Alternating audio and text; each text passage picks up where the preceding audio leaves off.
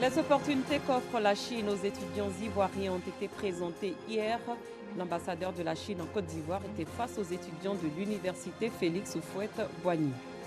Des milliers d'œuvres d'art vont être restituées par la France aux pays africains. En Côte d'Ivoire, cette décision est saluée. Bienvenue dans le 19h. Longtemps attendu par les pays africains dans la Côte d'Ivoire, des milliers d'œuvres d'art africains spoliées par la France lors de la colonisation vont être restituées. Le président français Emmanuel Macron devait recevoir aujourd'hui un rapport qui pose les jalons de cette restitution. Ici en Côte d'Ivoire, la directrice du musée national revient sur cette décision de la France. Awa Diaby, Dangui. De jeunes étudiants impressionnés par ces œuvres d'art qui ont traversé le temps et l'espace jusqu'ici sur leurs piédestals respectifs. Nous sommes au musée des civilisations de Côte d'Ivoire, le paradis des œuvres d'art, témoin de l'histoire du peuple ivoirien. À la base, on nous a donné un exposé à faire sur la chromatologie et la culture. Donc on est venu voir les différentes œuvres que propose le musée. Ici en Afrique, on n'accorde pas vraiment trop d'importance à l'art. Parce qu'aujourd'hui, nos jeunes ne s'imprègnent pas vraiment dans l'histoire de l'art. Alors que c'est ce qu'il nous faut pour pouvoir développer notre Afrique, notre continent. Le musée des civilisations de Côte d'Ivoire pourrait s'enrichir bientôt d'autres œuvres dans le cadre de la restitution d'œuvres d'art à l'Afrique, des objets emportés pendant la colonisation. Je sais qu'au niveau du musée du Quai Branly seulement, la Côte d'Ivoire a plus de 4000 pièces. 4000 pièces représentatives des différentes régions de la Côte d'Ivoire. Au niveau des sculptures, nous connaissons les œuvres de la Côte d'Ivoire tout de suite, systématiquement. Les œuvres de la Côte d'Ivoire ne sont pas les œuvres du Bénin, ce n'est pas les œuvres du Mali. Donc chaque pays a ses traits distinctifs et c'est ce qu'on voit à travers les sculptures qu'on réalise. La Côte d'Ivoire attend plus de 4000 œuvres d'art aujourd'hui exposées dans les musées en France. Mais les autorités ne sont pas dans une logique de réclamation brutale, assure la directrice du musée. Ce n'est pas que la Côte d'Ivoire veut prendre ses œuvres maintenant. Je vous ai dit que la Côte d'Ivoire est en train de préparer les conditions de ce retour. Donc tant que ces conditions ne sont pas réunies, on ne peut pas dire donnez-nous les objets. Mais les choses sont en train de se mettre en place et c'est vraiment encourageant. Selon les experts, 85% à 90% du patrimoine africain serait hors du continent. Ce sont environ 90 000 pièces exportées entre 1885 et 1960. L'ambassadeur de la République populaire de Chine s'est adressé hier aux étudiants de l'université Félix Houphouët-Boigny de Cocody. Il les a instruits sur les nombreuses opportunités que son pays peut offrir aux étudiants ivoiriens. Herman Niami. Dialogue direct entre l'ambassadeur de la République populaire de Chine en Côte d'Ivoire et les étudiants de l'université de Cocody. Une seule question à l'ordre du jour. Les différentes opportunités que le géant asiatique peut offrir aux étudiants ivoiriens. Selon les statistiques récentes, il y a environ 1000 élèves, 1000 étudiants ivoiriens qui font des études en Chine. La plupart bénéficient des bourses gouvernementales chinoises et le gouvernement chinois va encore continuer à renforcer ce soutien aux jeunes ivoiriens pour qu'ils puissent perfectionner dans les études. Construction d'infrastructures universitaires, bourses d'études, apprentissage du mandarin. Bref, durant ces 2 heures d'échange, presque tous les sujets sur le niveau de coopération entre la Chine et la Côte d'Ivoire dans le domaine de l'enseignement supérieur ont été passés en revue. Pour les responsables de l'université Félix Houphouët-Boigny de Cocody, tout comme pour les étudiants, la visite du diplomate chinois est porteuse d'espoir. C'est tout un bonheur pour nous de le recevoir ici et de pouvoir parler avec lui directement et avec un public aussi important. Du coup, nous sortons des cadres habituels des bureaux pour échanger directement avec les étudiants qui ont posé un certain nombre de problèmes et j'espère que l'ambassadeur a bien pris note et qui va donner satisfaction aux choses qu'on lui a demandé en tout cas. Nous avons parlé de la technologie, du processus très avancé de la technologie. Ici, dans toutes les universités de Côte d'Ivoire, nous avons des sciences techniques. Et pour nous, c'était de profiter véritablement de l'exemple ou de l'Eldorado chinois, pour que lorsqu'on parle de l'université Félix Houphouët-Boigny, l'université Nangra Bourgois, ça soit véritablement des universités à la pointe de la technologie. Cette conférence sur les opportunités d'études est la preuve des excellents rapports entre la Côte d'Ivoire et le géant asiatique. Une relation concrétisée ces dernières années par la construction d'infrastructures comme le barrage hydroélectrique de Soubré et le stade olympique de Bempé. Améliorer l'environnement des affaires afin de mieux attirer les investisseurs, c'est le but d'une rencontre des cadres et experts des États membres de l'OHADA, Organisation pour l'harmonisation du droit des affaires, ici à Abidjan. Elle s'inscrit dans le cadre de la deuxième phase du projet d'amélioration du climat des affaires. Il est initié par la Banque mondiale qui l'a financé à hauteur de 8 milliards de francs CFA. C'est reparti avec Herman Niami. Après les fonds octroyés à l'OHADA en 2012 dans le cadre du PACI, le projet d'amélioration du climat des investissements, la Banque mondiale remet le couvert. Pour ce PACI 2, ce sont encore 8 milliards de francs CFA qui sont mis à disposition pour accroître davantage les performances des États membres de l'Organisation pour l'harmonisation en Afrique du droit des affaires.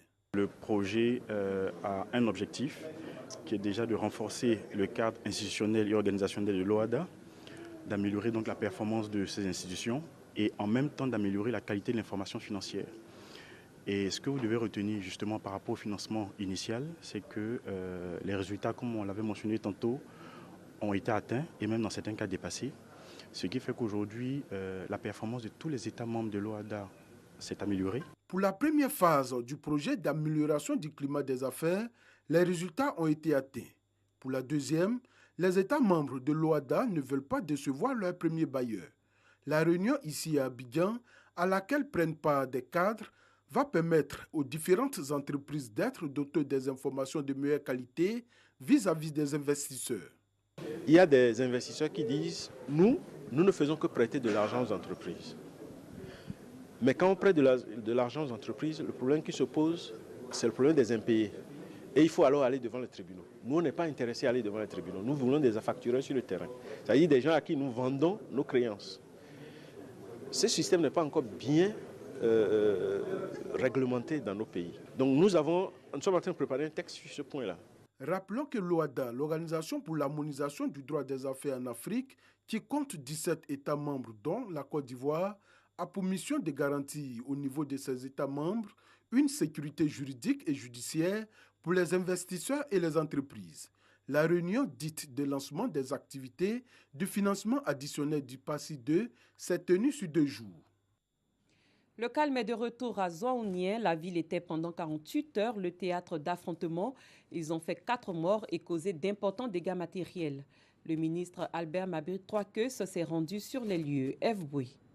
Le ministre Albert Troakeus Mabry apporte la compassion du gouvernement. Entouré des autorités administratives, des cadres, des élus, il a fait le tour des endroits sinistrés. Il s'est ensuite rendu à l'hôpital général réconforter les blessés. Puis à Deneux, village natal de l'élève décédé, pour réconforter la famille éplorée. Enfin, au cours d'une grande réunion, il s'est adressé à l'ensemble de la population. Nous venons de sortir d'une réunion de synthèse où nous avons délivré le message de paix. Vous savez, cette ville a vécu des moments difficiles il y a quelques années. Nous avons rappelé cela aux populations et nous leur avons dit de rester attachés à la paix. C'est une ville où la plus forte cohésion sociale était de mise et ce qui s'est passé est déplorable. Nous avons condamné les faits qui ont conduit à toute cette violence. Ce qui est heureux, c'est que les populations nous ont compris et nous avons espoir que l'ordre va être rétabli avec la présence des forces qui sont arrivées en renfort, mais aussi avec l'implication des leaders communautaires, les chefs coutumiers, les guides religieux, les responsables des jeunes et des femmes, mais aussi des élèves.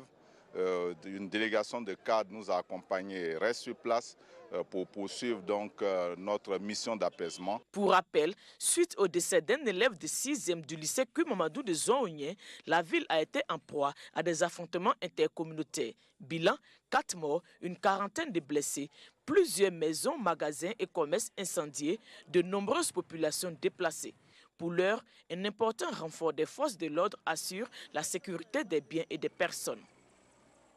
En prélude aux fêtes de fin d'année, la cellule anti-drogue du Bassa-Central a lancé une opération dénommée Katrina.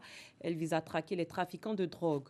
Déjà, 6 individus en possession de plusieurs kilogrammes de drogue et de produits prohibés ont été appréhendés. Sam Konan. L'opération Katrina, du nom du puissant ouragan, lancée par la cellule antidrogue de la 5e Légion territoriale de gendarmerie de San Pedro, donne ses premiers résultats. 4 kg de cannabis, 237 kg de produits prohibés saisis et 6 individus interpellés. Je prends ça avec un vendeur là, à la gare et je revends. J'ai reçu l'appel d'un client et je suis parti le croiser. Et en même temps, la gendarmerie est sortie sur moi. C'est le planteur qui me fréquente parce qu'il filme ça pour aller au travail avec ça. C'est en exploitant des informations que les éléments de la cellule antidrogue, appuyés par des éléments du peloton de surveillance et d'intervention de la gendarmerie, ont mené plusieurs opérations à San Pedro, Sassandra, Gueyo et Soubré dans le cadre de l'opération Katrina. Toujours dans le cadre de cette opération, des séances de sensibilisation sont menées dans des lycées et collèges afin d'éloigner les élèves de la drogue. Rappelons que c'est la 4e prise depuis la distinction du chef de la cellule antidrogue de San Pedro à l'occasion de la Journée nationale de l'excellence, glaive d'honneur de la gendarmerie nationale. Ailleurs, l'ancien président de l'Assemblée nationale de la République démocratique du Congo, Vital Kamerhe, a annoncé aujourd'hui se désister de la course à l'élection présidentielle du 23 décembre pour former un ticket avec un autre poids lourd de l'opposition, Félix Tshisekedi. L'ancien chef d'une milice anti-Balaka, Alfred Yekatom, surnommé Rambo, a comparu aujourd'hui pour la première fois devant la Cour pénale internationale. Il est accusé de crimes de guerre et crimes contre l'humanité commis en Centrafrique. En Éthiopie, une ancienne opposante a été élue à la tête de la commission électorale. Birtukan Mideksa a bénéficié de la volonté du Premier ministre réformateur Abiy Ahmed de promouvoir des femmes à des postes de responsabilité. L'ancienne juge fédérale a occupé des rôles clés dans plusieurs partis d'opposition. Accusée d'avoir appelé à l'insurrection, elle avait été emprisonnée jusqu'en juillet 2007, puis à nouveau entre décembre 2008 et octobre 2010. Un nouveau billet de 10 $ canadiens est entré en circulation lundi dernier. Pour la première fois, c'est une personne noire qui figure dessus, qui plus est une femme, ce qui est également une première dans l'histoire de l'Amérique du Nord. Elle s'appelle Viola Desmond et est une icône de la lutte pour les droits civiques et une femme d'affaires canadienne. L'armée américaine attend les migrants à la frontière mexicaine. 5 900 soldats américains sont désormais postés entre le Mexique et les États-Unis, mais leur nombre pourrait atteindre 9 000. La mission de ces soldats fixée par le président Donald Trump est claire, protéger les frontières de l'arrivée des migrants. Mais les échanges avec le Mexique font partie du quotidien là-bas et le rôle des soldats est limité. Dangui. C'est une mission inhabituelle pour ces soldats. Déployer des clôtures de barbelés sur leur propre territoire. De l'autre côté du Rio Grande se trouve le Mexique. Ces barrières sont là pour encourager les migrants à traverser la frontière par le pont, qui est l'endroit officiel pour le processus d'entrée aux États-Unis. À la demande de Donald Trump, 5 800 soldats américains ont été envoyés à la frontière avec le Mexique. Objectif, répondre à l'arrivée de groupes de migrants venus d'Amérique centrale. Pour les 1300 soldats déployés au Texas, pas de caravane en vue. Les migrants ont choisi Tijuana, à 2000 km de la frontière de la Californie. Mais sur le terrain, les hommes tentent de garder le moral. Je suis content de prêter main forte de toutes les manières possibles. J'y crois, tant que nous aidons les agents aux frontières. Dans ce sens-là, ça me va. Dans la ville de Laredo se trouve le plus grand port commercial terrestre des États-Unis.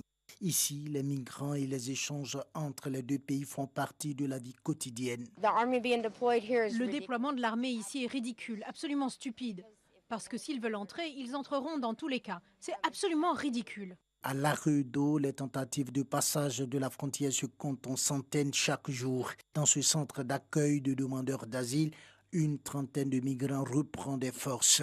Leur route, souvent dangereuse, a duré des semaines avant de les mener enfin aux États-Unis. Notre frontière est très fluide, c'est le cas depuis des siècles et ça continuera de l'être. Je pense que ce qui capte l'attention des gens, c'est les nombres importants d'arrivées, comme la caravane.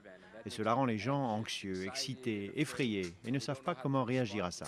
Les militaires n'ont pas le droit de mener des opérations de maintien de l'ordre sur le sol américain et ne peuvent donc pas avoir d'interaction directe avec les migrants. Le coût de l'opération qui doit s'achever le 15 décembre se chiffrerait à 72 millions de dollars.